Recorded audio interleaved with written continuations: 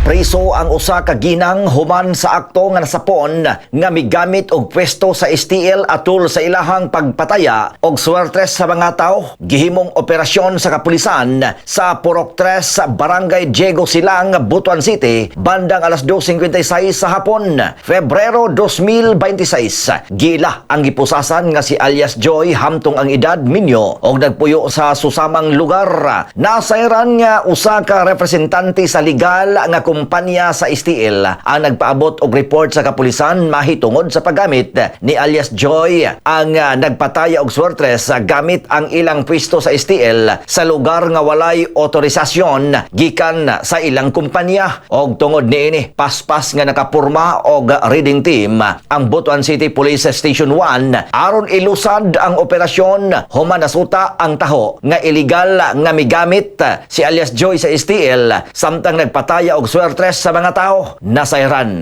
nga si alias Joy mudawat og piso nga pusta gikan sa mga tao bugti sa 500 pesos nga daog, sukwahi sa tinuod nga daog nga naa lamang sa 450 pesos.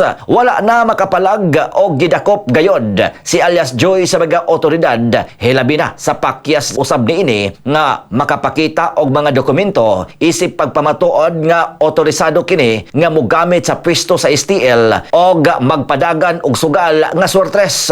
Nakumpiska sa kapulisan ang mga kagamitan og ang 1,000 pesos nga kwarta nga nakuha sa iyang posisyon. Kasong kalapasan sa Presidential Decree 1602 nga giamindahan usab sa Republic Act 9287 kon illegal gambling of the Philippines.